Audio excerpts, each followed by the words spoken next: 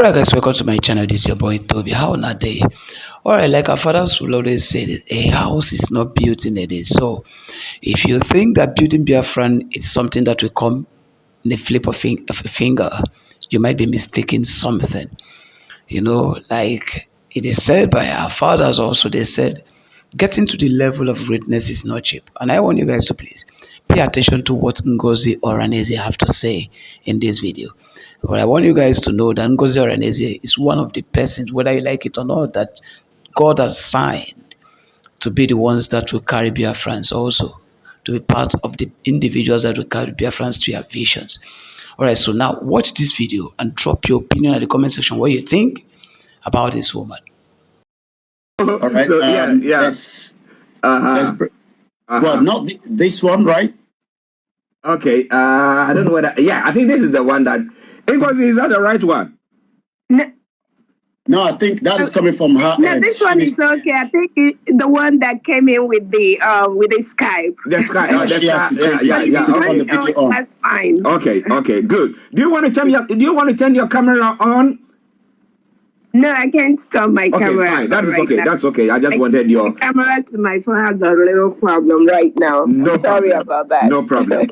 All right, then, ladies and gentlemen, this is Star Radio UK, your favorite African and Caribbean radio station in London.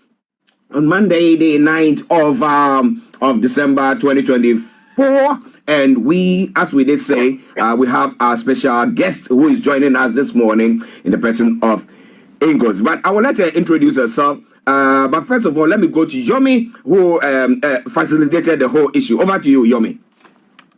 Let's first appreciate Dr.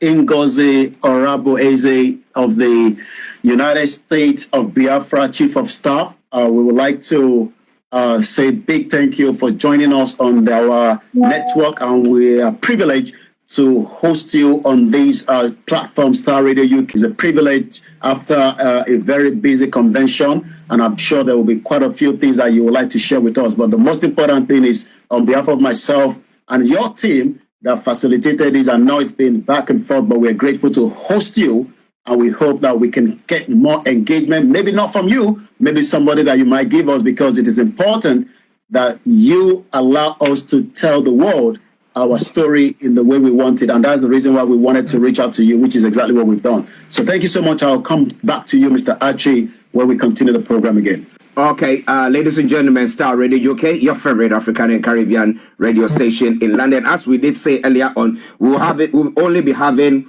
Dr. Ngozi's voice on. But am I allowed to call you Dr. Ngozi? Yes, that's fine. Good. Now, can you just introduce, for the sake of, because we have people listening to us worldwide, for the sake of our listeners and viewers, can you introduce yourself to them, please? All right. Thank you so much, Star Radio UK and Coco Media. It is an honor to be here with you all today. My name is Dr. Ngozi Oraneze. I am the Chief of Staff to the United States of Biafra. And I am happy to be in your midst this morning. Thank you. Good. Thank you very much. Well, first of all, let's talk about Biafra. I will hand some of the questions over to Yomi to do it. But let's talk about the United States of Biafra. Now, some have been talking about it. Oh, it's been in existence some time ago. It's in 1967, thereabout. Can you give us a bit of a background to it? Yeah, thank you so much for that question. As many will be aware, the United States of Biafra was redeclared in Finland this period on November the 29th, 2024. We've had a long history, long background, emanating from the Biafra Nigerian War, the Civil War between 1967 and 1970, where we suffered a lot of casualties from the Nigeria state. A lot of our children were killed by starvation by the Nigeria state. It was kind of a mass genocide where we lost over 3 million Biafrans in that war. And some of the reasons that caused that war is still in existence till today. And that is why when that war ended, I know that the Nigerian state and their leaders, they told them that if they don't correct those injustices, those unfairness, those treatment they meted out to Biafrans at that period, that their children of all those soldiers they killed. Hello? In the Nigerian state. That's exactly what happened in Finland on November the 29th. Between November 29th and December the 3rd, they had a 5-day conference in Finland. And the major reason for that conference was to declare Biafra, which has been done officially. So the injustices meted out to Biafrans, and again, our sovereignty, and we've met all the conditions to be a full nation. Biafra has met that. So it is based on that that we were able to come down together to Finland under the leadership of our Excellency, our Prime Minister, Simon Ekpa, and then our leader, Nnamdi Kanu. We were able to come down to Finland to declare our independence. Thank you so much. Thank you very much for that brief introduction. Let me put it that way. But again, we're talking. You did mention Simon Ekpa. You did talk about Nnamdi Kanu there as well. And we are looking at all this one, and we are looking at another situation where we've talked about the marginalization of various communities. So we have the Yoruba nation who are saying, no, we think that we are not being treated fairly. Now we have the Biafrans or the Southeast who are also saying we are not being treated fairly. And we've got places in Nigeria where people are saying, no, they are not content with what is happening. We talk about the amalgamation, the bringing together of Nigeria. And people are thinking, no. There's something that has gone wrong. Okay, now, so do you think that you are at that particular place? And what is your quest now? Is it that you want Nnamdi Kanu to be released? Or do you want Simon Ekpa to be able to come to Nigeria? What exactly do you people want? The independence of Biafra has nothing to do with an individual. Biafra has met all the criteria to be a nation. Self-determination is a right that the people have to decide and choose how to govern themselves, who to govern them. Those rights are inalienable rights that are bestowed on the individuals. It is left for the people to come together and decide who and choose who they want to rule them. That is called self-determination. Mm-hmm. So Biafrans have come together to do that through a process of self-referendum, which is still going on, even as we speak. Today is Monday.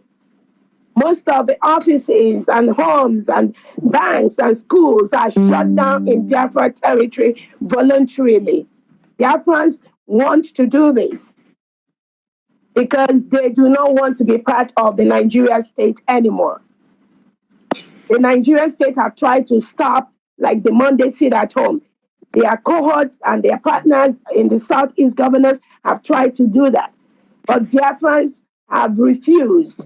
They come together and they believe in our Prime Minister Simon Ekpa, and they believe in our leader Nnamdi Kanu. They believe in themselves to govern themselves. And that is why they continue to sit at home every Monday, and nobody will stop that until Biafra is fully secured from the Nigerian terrorist state.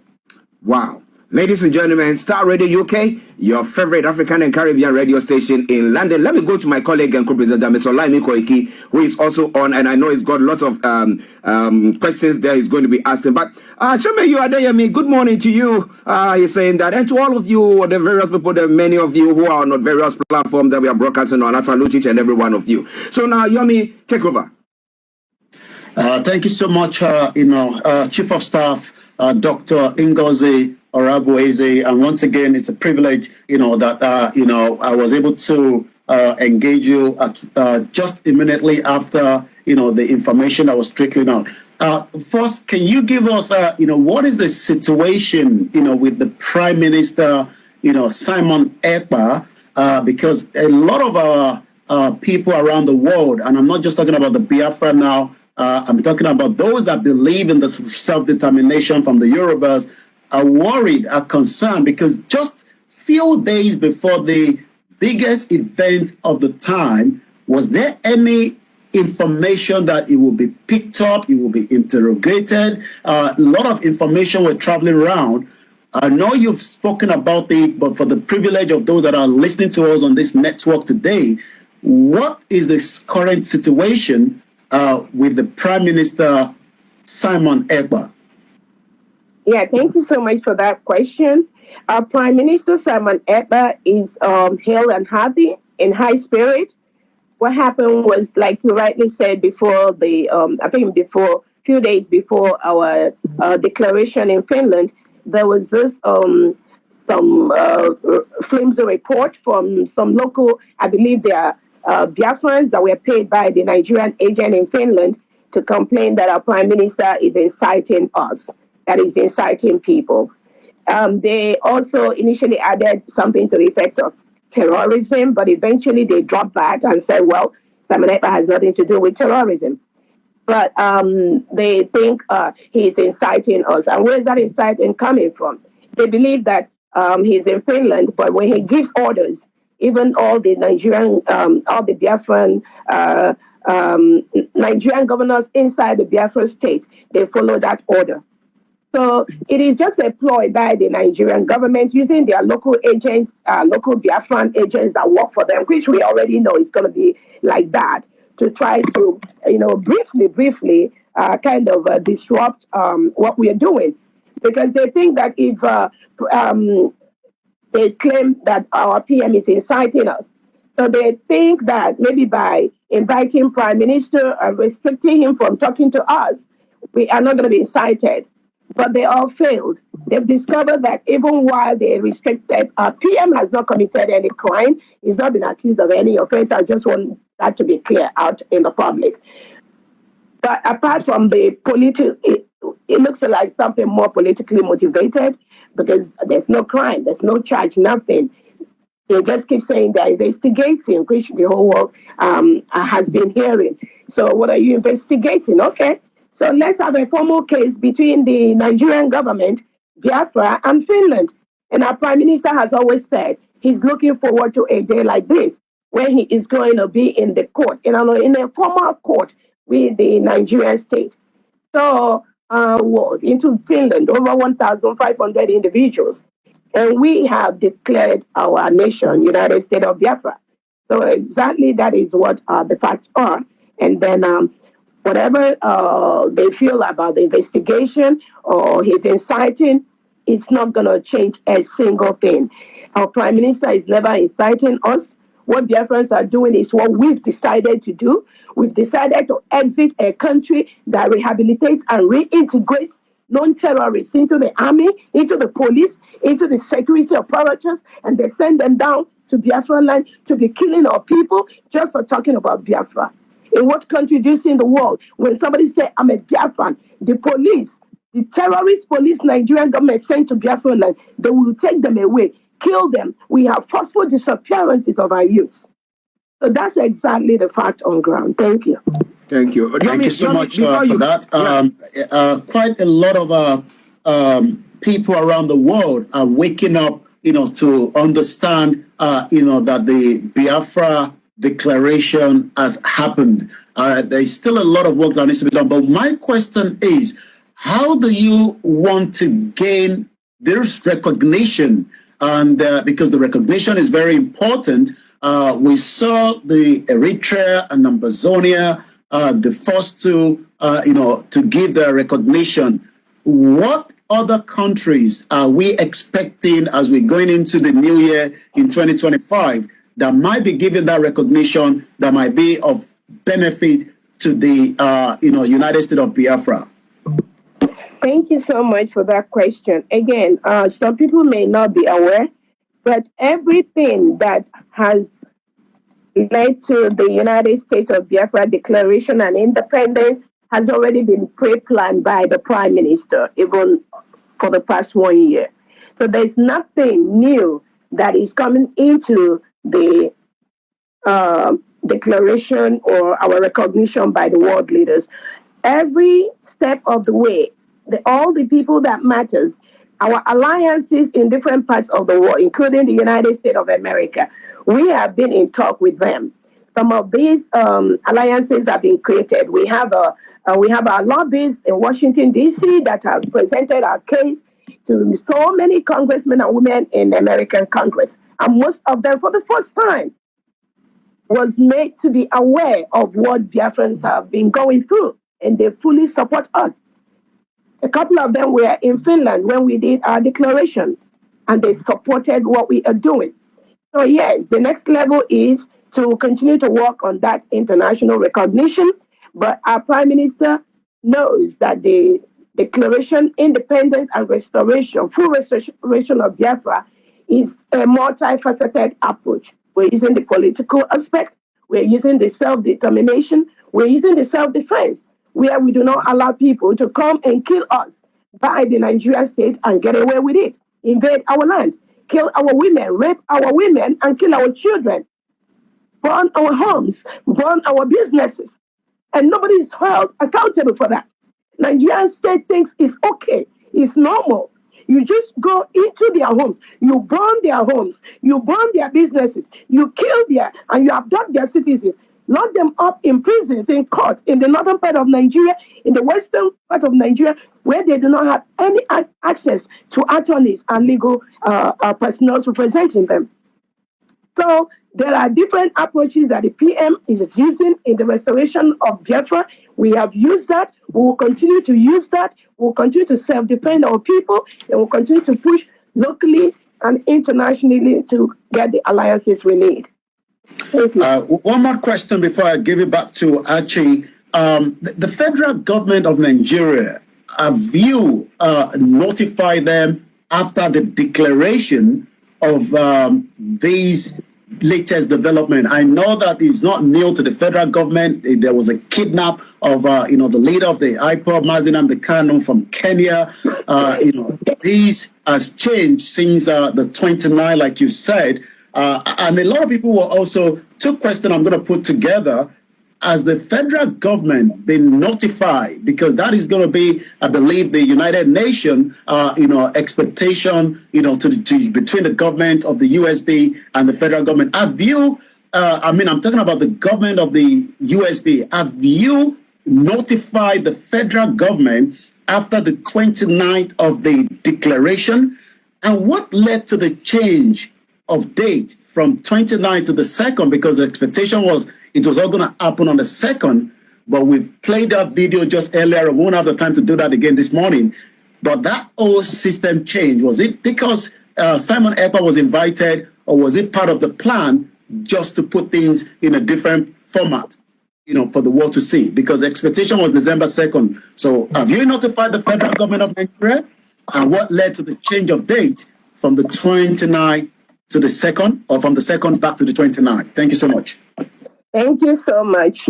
Let me start by telling you that the independence of the United States of Biafra is not dependent on Nigerian government. Let me make that clear. The self-determination of a people does not depend on the perpetrator of the crime. Nigerian government was fully aware of all the criminal activities that the state was performing in the Biafra territory.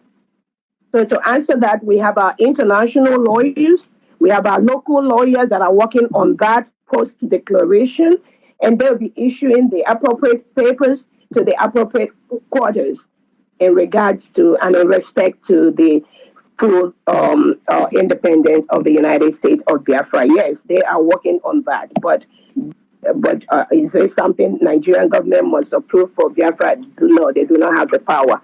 So that's the answer to that. The second one is that the Biafrans decided to redeclare on the 29th of November, based on some of the security reports we had while we were in Finland, and also based on the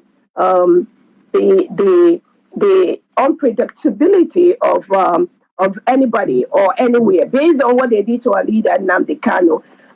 Remember, the Nigerian government went to Kenya and forcefully extradited Nnamdi Kanu to the DSS dungeon in Nigeria. And why are they still holding him in Nigeria today? Despite even United Nations have told them to leave him, despite about 2-3 courts in Nigeria have told them to leave him. Have they done that? So Nigeria is a lawless state. They don't follow the rule of law. They don't obey the laws. So anybody expecting Nigeria to say anything good about Biafra or conform to laws, I think the person needs to have a rethink. So we decided to change that day based on the security report we got and based on the best interest of Biafra. That was why we moved it from the previous day to November 29th. Thank you. All right. Yeah.